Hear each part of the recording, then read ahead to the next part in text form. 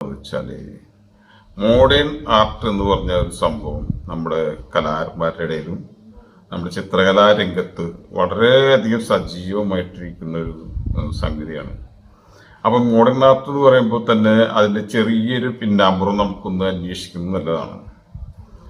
അതിന് ചെറിയ എക്സാമ്പിൾ ഞാൻ ഇവിടെ വരച്ച് കാണിക്കുന്നുണ്ട്. എങ്കിലും അതിന് മുൻകൂട്ടിയിട്ടുള്ള ഒരു അറിയിപ്പ്, അതായത് അതിൻ്റെ ഒരു ചരിത്രപരമായിട്ടുള്ള വസ്തുതകൾ നമുക്ക് എന്താണെന്ന് പരിശോധിക്കാം. ഒന്നാമതായിട്ട് നമുക്ക് ഒരു കുറച്ച് ബാക്കിലേക്ക് പോവുകയാണെങ്കിൽ, അതായത് നമ്മുടെ ചരിത്രപരമായ ബാക്കിലേക്ക് പോവുകയാണെങ്കിൽ 14-ാം നൂറ്റാണ്ടിൽ നമ്മുടെ ഡാവിഞ്ചി, മൈക്കലാഞ്ചലോ അങ്ങനെ മഹാന്മാരായിട്ടുള്ള കലാകാരന്മാർ ഒരുപാട് പെയിന്റിങ് ചെയ്തൊരു കാലഘട്ടമായിരുന്നു 14-ാം നൂറ്റാണ്ട്. ആ നൂറ്റാണ്ടിൽ പ്രത്യേകത എന്താണെന്ന് വെച്ചാൽ നമ്മൾ ഇന്നത്തെ ടെക്നോളജികളൊന്നുമില്ല. അതുമാതിരി തന്നെ ഈ പെയിന്റിങ് കണ്ടുപിടിക്കുന്ന ഒരു കാലഘട്ടം എന്ന് വെച്ചാൽ ഓയിൽ പെയിന്റിങ്, എണ്ണച്ചായം കണ്ടുപിടിക്കുന്ന ഒരു കാലഘട്ടം, മനുഷ്യ ശരീരശാസ്ത്രം അതൊക്കെ മനസ്സിലാക്കാൻ ശ്രമിക്കുന്ന ഒരു കാലഘട്ടം. അങ്ങനെ ശാസ്ത്രത്തിന്റെ പുരോഗതിയുടെ ഓരോ കാലഘട്ടം ആ സമയത്താണ് അവരുടെ ആ ഒരു രംഗപ്രവേശം എന്ന് വേണമെങ്കിൽ പറയാം. മനുഷ്യ ശരീരം എങ്ങനെ വരയ്ക്കാം, അതുപോലെ തന്നെ അതിന്റെ അനോട്ടമി, അതിനെ പറ്റിയിട്ടൊക്കെ സ്വയം കലാകാരന്മാർ തന്നെ അത് ബോഡി മരിച്ച ആളുകളുടെ ബോഡിക്ക് എടുത്ത് പൊളിച്ചു നോക്കി പഠിച്ചിട്ടുള്ള കലാകാരന്മാരായിട്ട് വന്നു. അപ്പൊ ആ കാലത്ത് നിന്ന് മാറി 18-ാം നൂറ്റാണ്ടിൽ വന്നതോടുകൂടി ശാസ്ത്രം അല്പം പുരോഗമിച്ചു കൊണ്ടിരിക്കുന്ന ഒരു കാലഘട്ടമാണ് 18-ാം നൂറ്റാണ്ട്. അപ്പൊ ഈ സമയത്താണ് നമുക്ക് ഈ ഫോട്ടോഗ്രാഫിയുടെ വരവ്. ഈ ഫോട്ടോഗ്രാഫിയുടെ വരവ് വന്നതോടുകൂടി ഈ റിയലിസ്റ്റിക് പെയിന്റിങ് അതിന് പകരമായിട്ട് ഈ ഫോട്ടോ എടുത്തു കഴിഞ്ഞാൽ അതേമാതിരി തന്നെ നമുക്ക് കാണാൻ കഴിയും എന്നുള്ള ഒരു സംഭവം വന്നു. ഇത് വന്നതോട് ആ സമയത്താണ്, അന്നത്തെ ആ ഒരു കാലഘട്ടത്തിലെ ചിത്രകാരന്മാര് ചിന്തിക്കാൻ തുടങ്ങിയതാണ് നമ്മൾ ഈ ഫോട്ടോ പോലെ വരയ്ക്കേണ്ടവരല്ല എന്നൊരു ചിന്താഗതി. അപ്പോ ശരിക്കും പറയുകയാണെങ്കിൽ ഇത് ഈ ഫോട്ടോഗ്രാഫി പോലെ വരച്ചു കഴിഞ്ഞാൽ, ഫോട്ടോ എടുത്ത പോലെ വരച്ചു കഴിഞ്ഞാൽ, റിയലിസ്റ്റിക് പെയിന്റിങ് ചെയ്ത് കഴിഞ്ഞാൽ അത് ഫോട്ടോ എടുത്തൊരു സമ്മാനമാണ് എന്നുള്ളൊരു ചിന്താഗതി വന്നപ്പോൾ നമ്മുടെ ഫ്രാൻസ് കേന്ദ്രീകരിച്ചുകൊണ്ട് ഒരു ഭാഗം കലാകാരന്മാർ, ഒരു കൂട്ടക്കലാകാരന്മാർ അവിടെ പഠിക്കാനും ആർട്സ് കോളേജിൽ പഠിക്കാൻ പല വിദേശ രാജ്യങ്ങളിൽ നിന്നൊക്കെ ഫ്രാൻസിലേക്ക് ചേക്കേറലൊക്കെ ഉണ്ടായി. അപ്പൊ ഈ സാഹചര്യത്തിൽ നമ്മുടെ പഠന രീതി പഴയ രീതിയിലും നമ്മൾ തുടർന്നു പോകുന്നൊരു അർത്ഥമില്ലെന്നും, ചിത്രകല എന്ന് പറഞ്ഞാൽ അതൊരു ക്രിയേറ്റീവായിട്ടുള്ള ഒരു സംഭവമാണെന്നും, നമ്മുടെ മനസ്സിന്റെ അല്ലെങ്കിൽ നമ്മുടെ ചിന്തകളെ നമ്മൾ പ്രകടിപ്പിക്കാനുള്ള ഒരു മാധ്യമം കൂടിയാണ് ചിത്രകല എന്നുള്ള ഒരു ചിന്താഗതി വന്നു കഴിഞ്ഞു. അങ്ങനെ അവരൊരുപാട് പരീക്ഷണങ്ങളൊക്കെ നടത്തി, ചിത്രകലയിൽ ഒരുപാട് പരീക്ഷണങ്ങൾ നടത്തി. അങ്ങനെ പരീക്ഷണം നടത്തി ഒരുപാട് കലാകാരന്മാര് അവർക്ക് സ്വതന്ത്രമായ രീതിയിൽ വരയ്ക്കാൻ തുടങ്ങി. അപ്പൊ ആ വരയ്ക്കാൻ തുടങ്ങിയ ആ സാഹചര്യത്തിൽ ഓരോ കലാകാരന്മാരും അവരുടേതായ ഒരു എന്താ പറയാ ആ ചിത്രങ്ങളുടെ ഒരു ആശയങ്ങൾ, ഈ ആശയങ്ങൾക്കും ആ വരയ്ക്കുന്ന രചനാ രീതിക്കും ഓരോ പേരിടാൻ തുടങ്ങി. അങ്ങനെ വന്ന പേരുകളാണ്, ഇസങ്ങളാണ് നമ്മുടെ ഈ ക്യൂബിസം, എക്സ്പ്രഷനിസം, ഇംപ്രഷനിസം, പിന്നെ അങ്ങനെ ഒരുപാട് ഫാവിസം, ഇങ്ങനെയൊക്കെ ഡോട്ട് മാട്രിക്സം ഒക്കെ പറഞ്ഞിട്ടൊക്കെ കുറെ ഇറങ്ങിയിട്ടുണ്ട്. അപ്പൊ അതില് പ്രമുഖരായിട്ടുള്ള ഒരു കലാകാരന്മാരിൽ ഹെൻറി മത്തീസ്, പിന്നെ പിക്കാസോ, പബ്ലോ പിക്കാസോ, പിന്നെ ഡാലി, അങ്ങനെ പ്രശസ്തരായിട്ടുള്ള ഒരുപാട് കലാകാരന്മാര് ഇങ്ങനെ പല ഇസങ്ങൾ ബേസ് ചെയ്തുകൊണ്ടും പഴയ കാലത്ത്, അതായത് പുരാതന കാലത്ത് ഗുഹാചിത്രങ്ങളൊക്കെ അന്നത്തെ മനുഷ്യർ അത് സ്വതന്ത്രമായിട്ടാണ് വരച്ചിരുന്നത്. അവർക്ക് പ്രത്യേകിച്ച് പഠിക്കാനൊന്നും വഴിയില്ല. സ്വയം കലാകാരന്റെ ഭാവനയ്ക്കനുസരിച്ച് അവർ സ്വതന്ത്രമായിട്ട് വരച്ചിരുന്നൊരു സംഭവമാണ് നമുക്ക് കാണാൻ കഴിയുന്ന ഗുഹാചിത്രങ്ങൾ. എല്ലോറ ഇവിടെയൊക്കെ പോയി നമുക്ക് കാണാം, ഇടക്കൽ ഗുഹ, ഇതൊക്കെ കണ്ടു കഴിഞ്ഞാൽ നമുക്ക് മനസ്സിലാക്കുന്നത് ത്രികോണ ഷേപ്പിലൊക്കെ. അപ്പൊ ഇതിനെ ബേസ് ചെയ്തുകൊണ്ട് കലാകാരന്മാർ സ്വതന്ത്രമായി ചിന്തിച്ച് അവരുടേതായിട്ടുള്ള ആശയങ്ങള് പ്രകടിപ്പിക്കാനുള്ള ഒന്നാണ് ചിത്രകല എന്നുള്ളൊരു ചിത്രരചന എന്നൊക്കെ പറഞ്ഞ് അതിന് മാറ്റങ്ങൾ കൊണ്ടുവരാൻ തുടങ്ങിയതിൻ്റെ ഫലമായിട്ടാണ് നമ്മൾ ഈ കാണുന്ന മോഡേൺ ആർട്ട് എന്ന ഒരു സംഭവം വന്നിട്ടുള്ളത്. ഈ മോഡേൺ ആർട്ട് വന്നപ്പോൾ ഈ ക്യൂബിസം എന്ന് നമ്മളൊരു ഉദാഹരണമായിട്ട് എടുക്കുകയാണെങ്കിൽ ഒരു ക്യൂബിസം ക്യൂബ് പോലെ ഉള്ള ഒരു ചിത്രരചനാ ശൈലിയാണ്. അതിൻ്റെ തുടക്കക്കാരൻ മത്തീസ് എന്ന് പറഞ്ഞ ചിത്രകാരനാണ്. പിന്നീടാണ് പിക്കാസോ അത് ഏറ്റെടുത്തും പിക്കാസോ അത് തുടർച്ചയായിട്ട് വരയ്ക്കപ്പെട്ടായി. ഇപ്പം ശരിക്കും പറയുകയാണെങ്കിൽ ഇന്നത്തെ കാലത്ത് നോക്കുകയാണെങ്കിൽ ഒരു ആനേനെ ശരിക്കും വരയ്ക്കാൻ കഴിയാത്ത ആൾക്കാരാണ് ഇന്നിപ്പോൾ ചിത്രകല ഈ പറഞ്ഞ ക്രിയേറ്റീവ് വർക്കുകൾ മോഡേൺ ആർട്ടിലൊക്കെ വിലസിക്കൊണ്ടിരിക്കുന്നത്. കാരണം ഒരാളെ ശരിക്കും വരയ്ക്കാൻ അറിയില്ല, പെയിന്റ് ചെയ്യാൻ അറിയില്ല. അപ്പോൾ അവരതിൻ്റെ എളുപ്പത്തിൽ ഇപ്പോൾ എല്ലാവരും ഈ അക്രിലിക് പെയിൻ്റൊക്കെ ഉപയോഗിച്ച് ക്രിയേറ്റീവ് ഒരു ഓമനപ്പേരും കൊടുത്ത് നല്ല മോഡേൺ ആർട്ടൊക്കെ വരയ്ക്കുക. എങ്ങനെ വേണമെങ്കിൽ വരയ്ക്കാം, ആരും ഇപ്പോൾ ചോദിക്കാൻ ആരുമില്ല. കാരണം നമ്മുടെ ഇഷ്ടമാണ്. എന്തെങ്കിലും ചോദിച്ചു കഴിഞ്ഞാൽ ഒരുപാട് കാര്യങ്ങളൊക്കെ പോലും പറയും, തെറ്റിക്കഴിഞ്ഞാൽ അറിയാൻ പറ്റുന്നില്ല. അപ്പം അങ്ങനെയുള്ള ഒരു സ്റ്റൈലിലേക്ക് വന്നു നമ്മുടെ ചിത്രകല. അപ്പം ഇവരുടെ ഈ ചിത്രരചന ശൈലി, അവരൊക്കെ നല്ല റിയലിസ്റ്റിക് ആർട്ടിസ്റ്റുമാരും കൂടിയാണ്.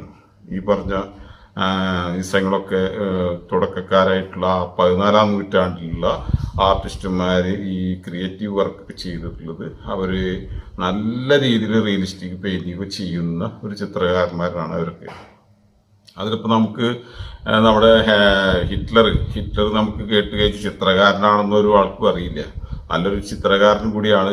ഈ നമ്മുടെ 2ാം ലോക മഹായുദ്ധത്തിൻ്റെയൊക്കെ കാരണക്കാരനായിട്ട് ജർമ്മനി ആയിട്ടുള്ള ബന്ധപ്പെട്ട് നമ്മുടെ ലോകയുദ്ധം ഉണ്ടാവാനുള്ള കാരണക്കാരായിട്ടുള്ള ഹിറ്റ്ലർ ഒരു ചിത്രകാരനാണ്.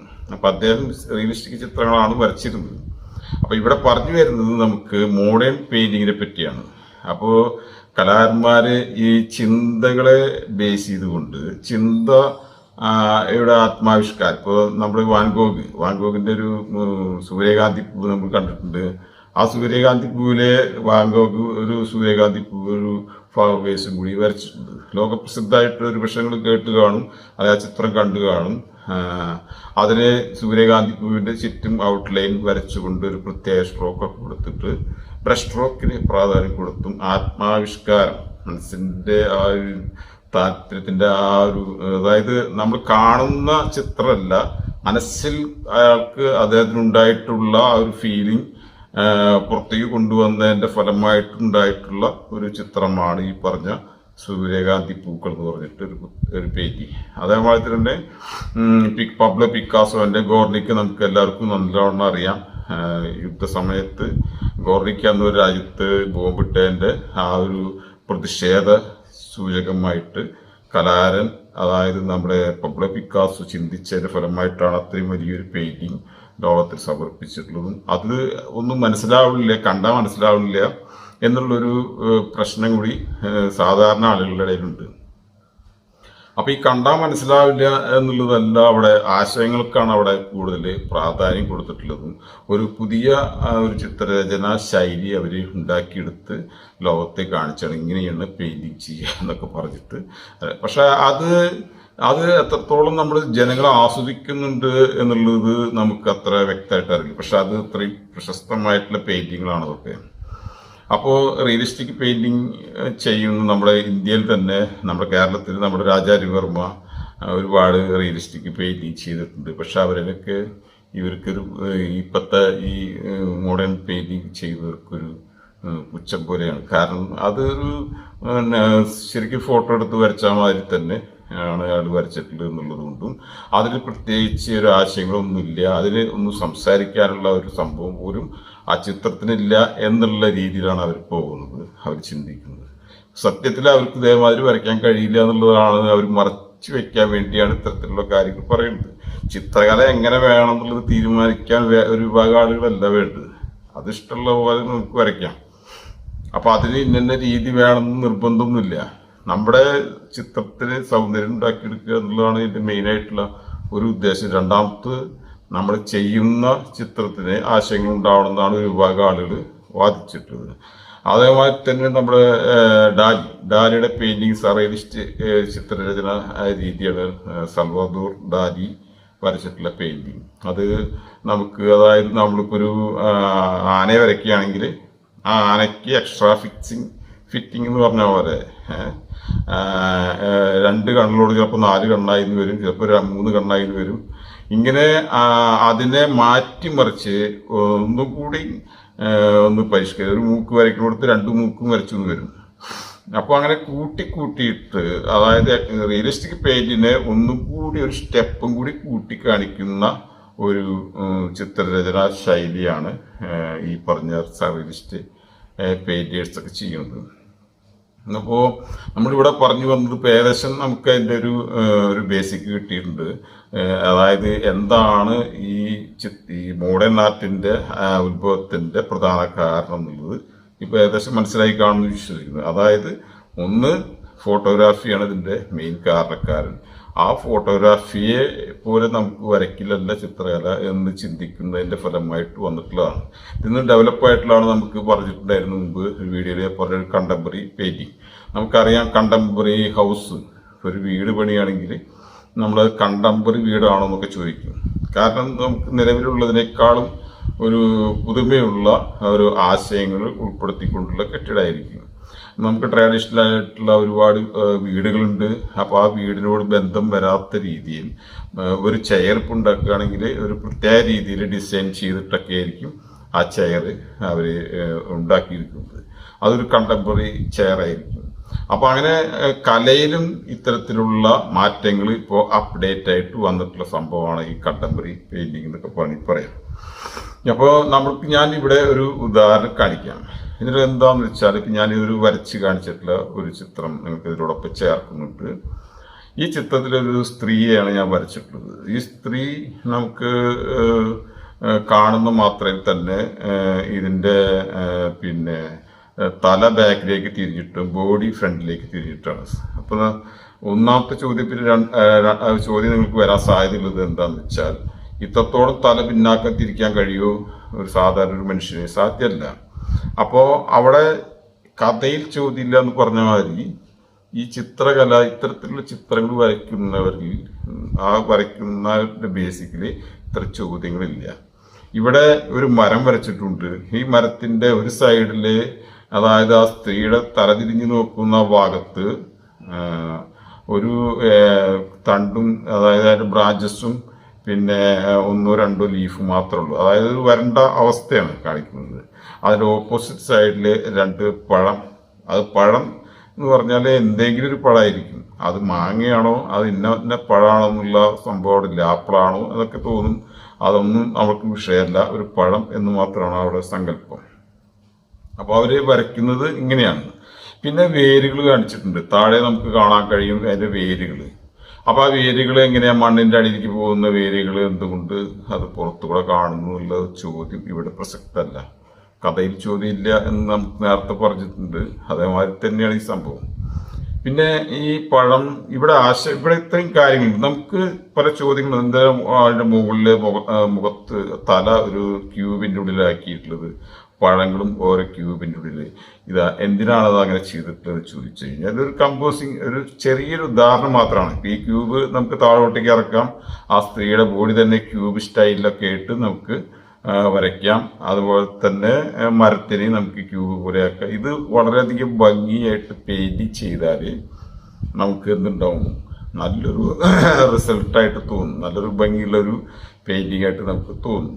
പക്ഷെ അത് നമുക്ക് സ്വതന്ത്രമായിട്ട് വരയ്ക്കാം. നമുക്കൊരു ഒന്നും വരയ്ക്കാൻ അറിയാത്ത ആളുകൾക്ക് വരെ ചിലപ്പോൾ അത് വരയ്ക്കാൻ സാധിച്ചെന്ന് വരും. അപ്പൊ ഇവിടെ എന്താണ് അവരോട് ചോദിക്കുകയാണ് നമ്മൾ. ഒരു കലാകാരൻ്റെ ഒരു പെയിന്റിങ് നമ്മൾ ഒരു 5-4 സൈസ് അടി സൈസിൽ ഒരു പെയിന്റിങ് വളരെ ഒരു പ്രത്യേക കളറുകളൊക്കെ ചെയ്തുകൊണ്ട്, അതായത് ഒന്നെങ്കിൽ 2 കളർ മാത്രമായിരിക്കാം, ഒരു ബ്രൗണ് അല്ലെങ്കിൽ ഒരു ക്രീം കളറൊക്കെ ചേർത്തിട്ട് ഒരു 2 കളർ മാത്രമേ ഉപയോഗിച്ചിട്ടുണ്ടായിരിക്കുള്ളൂ. ഒരു പക്ഷെ മൾട്ടി കളറായിരിക്കാം ഈ പെയിന്റിങ് ചെയ്യുന്നത്. ഇതിനേക്കാളും ഒന്നും കൂടി ഡെവലപ്പാക്കിയിട്ട് അത് വരച്ചിട്ടുണ്ടായിരിക്കും. ഇത് സാമ്പിൾ മാത്രമാണ്. ഇതിനൊക്കെ ഇനി പരിഷ്കരിച്ച് കൊണ്ടുവരാൻ സാധിക്കും. അപ്പൊ ഇവിടെ എന്താണ് ഈ ചിത്രത്തിൽ കാണുന്നത് ചോദിച്ചാൽ, ഒരു സ്ത്രീ ഉണ്ട്, തലതിരിഞ്ഞിരിക്കുന്നുണ്ട്. ഇപ്പുറത്തെ 2 എന്തോ ഒരു പഴം നടക്കുന്നുണ്ട്, അപ്പുറത്ത് നിൽക്കുന്നുണ്ട്, ഒരു മരം നിൽക്കുന്നുണ്ട്, മരത്തിന് ചെറുപുറത്ത് ഇലകളും ഇല്ല. ഇതൊക്കെയാണ് നമുക്ക് കാണുന്നത്. ഇതല്ല അതിന്റെ ശരിയായിട്ടുള്ള ആശയം എന്ന് പറഞ്ഞു കഴിഞ്ഞാല്, ആ ചിത്രം, ആ സ്ത്രീ എന്ന് പറഞ്ഞ ആ കഥാപാത്രം, അത് എല്ലാ മനുഷ്യരെയും പ്രതിദാനം ചെയ്യുന്ന ഒരു ഘടകം മാത്രമാണ്. അത് ചിത്രത്തിന് വേണ്ടി അത് സ്ത്രീരൂപമാക്കി എന്ന് മാത്രമേ ഉള്ളൂ. അപ്പോൾ ഇടതു ഭാഗത്തേക്ക്, അതായത് പിന്തിരിഞ്ഞ് നോക്കുന്ന ആ ഒരു പടം പിന്തിരിഞ്ഞ് നോക്കുമ്പോൾ, അതായത് ആ ആശയം എന്താണെന്ന് വെച്ചാൽ, നമ്മുടെ മുൻകാലം, അതായത് പഴയ നമ്മുടെ പാസ്റ്റ്, അതിൻ്റെ പഴയ കാലത്തേക്ക് തിരിഞ്ഞു നോക്കിയാൽ ഒരു പക്ഷേ നമുക്ക് മുൻപിലുള്ള ഫ്യൂച്ചർ കാലത്തിനെ നമുക്ക് കാണാൻ സാധിക്കാതെ പോകരുത്. അങ്ങനെ കാണാതെ പോകുമ്പോൾ നമുക്ക് നഷ്ടപ്പെടുന്നത് കിട്ടുന്ന നല്ല പഴങ്ങൾ, അതായത് ഭക്ഷണം കഴിക്കാനുള്ള വസ്തുക്കളോ അല്ലെങ്കിൽ കിട്ടാനുള്ള നിധിയോ എന്ത് തന്നെ ആയിക്കോട്ടെ, അതിന് സൂചകമായിട്ടാണ് ആ പഴം അവിടെ വരച്ചിട്ടുള്ളത്. ഇതുമാതിരി തന്നെയുള്ള ആശയങ്ങൾ, അതായത് ഇതിപ്പോൾ ഇങ്ങനെ വേറെ തിരിച്ചും ചിന്തിക്കാം. മനുഷ്യർക്ക് മാത്രമല്ല, എല്ലാ ശാസ്ത്രീയമായിട്ടുള്ള കാര്യങ്ങളും പഴയ കാലത്ത് ഇത്ര ശാസ്ത്രം ഉണ്ടായിരുന്നില്ല. ഇപ്പോൾ നമുക്ക് ശാസ്ത്രീയമായിട്ട് പല ഡെവലപ്പിംഗ് വന്നിട്ടുണ്ട്. പക്ഷെ നമ്മളത് കാണാതെ പോകരുത് എന്നൊക്കെയാണ് ഇതിൻ്റെ മെയിനായിട്ടുള്ള ഈ ചിത്രത്തിൻ്റെ ആശയം. ഇത് വെച്ച് ഇങ്ങനെയാണ് പെയിന്റിങ്ങിൻ്റെ ഒരു പ്രധാനപ്പെട്ട ഒരു ഘടകം എന്ന് വേണമെങ്കിൽ പറയാം. ഈ റിയലിസ്റ്റിക് പെയിന്റിങ് ചെയ്യുന്ന ആളുകൾക്ക് ഇത്തരത്തിലുള്ള ആശയങ്ങൾ ഉണ്ടാവില്ല. അപ്പോൾ അതുകൊണ്ട് അവർ വരയ്ക്കുന്നത് അത്ര ശരിയല്ല, അവർ വരയ്ക്കുന്നത് ചിത്രകലയായിട്ട് യാതൊരു ബന്ധമില്ലാത്തവരാണെന്നൊരു വിഭാഗം ആളുകൾ വാദിക്കുന്നുണ്ട്. അതേമാതിരി ഇത് വരയ്ക്കുന്നത് എന്തിനു കൊള്ളുന്നത്, ഇത് ആർക്കും വരയ്ക്കാം എന്ന് ശരിയാണ്. കാരണം ഇത് ആശയങ്ങൾ കുത്തി നിറച്ചുകൊണ്ടുള്ള ഒരു പെയിന്റിംഗ് ആണ്. അപ്പോൾ അത്തരത്തിലുള്ള പെയിന്റിങ്ങിനായിരിക്കും ചില നമ്മുടെ അവാർഡ് കൊടുക്കുന്ന ആളുകളൊക്കെ അത് കാണുന്നത്, ഇതിൻ്റെ ആശയം എത്രമാത്രം ഉണ്ട്, ഇതിനെന്താണ് ഈ വരച്ച ചിത്രകാരൻ ഉദ്ദേശിക്കുന്നത്. ഇങ്ങനെ ഒരു ജഡ്ജസ് കുറച്ച് കൂടി ഇരുന്നിട്ടാണ് ഇതിന് അവാർഡ് കൊടുക്കാനും അവരുടെ കാഴ്ചപ്പാടിലുള്ള ഒരു സബ്ജക്റ്റാണ് വരച്ചിട്ടുള്ളതെന്നുണ്ടെങ്കിൽ അവരെ അത് പരിഗണിക്കുന്നത്. അങ്ങനെ നമ്മുടെ ചിത്രകലയ്ക്ക് ഒരു രീതി അവിടെ മാറി വന്നു. ഈ മാറ്റങ്ങൾ ഇനിയും വന്നുകൊണ്ടിരിക്കുമ്പോൾ ഇന്ന് വരച്ച ചിത്രങ്ങൾ ഒരു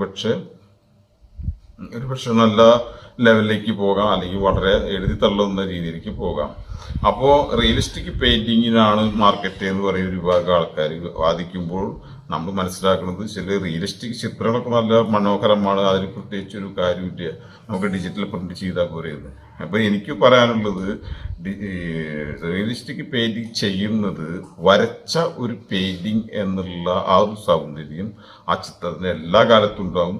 രാജാരവിവർമ്മയുടെ പെയിന്റിങ് ഇന്ന് നിലനിൽക്കുന്നത് ഈ സൗന്ദര്യവും അതിൻ്റെ വരയ്ക്കാനുള്ള കഴിവ്, സൗന്ദര്യം എന്നുകൊണ്ട് മാത്രമാണ് നമ്മൾ ഈ പെയിന്റിങ് ഇന്ന് നിലനിൽക്കുന്നത്. അതുപോലെ തന്നെ നമ്മൾ വിദേശ ചിത്രകാരന്മാരുടെ പെയിന്റിങ്ങുകളും നിലനിൽക്കുന്നത്. പഴയ പെയിന്റിങ് റിയലിസ്റ്റിക് ഇപ്പോഴും ഉണ്ട്. അപ്പോൾ അതുകൊണ്ട് അതൊന്നും അവഗണിക്കപ്പെട്ടിട്ടില്ല എന്നാണ് പറയുന്നത്.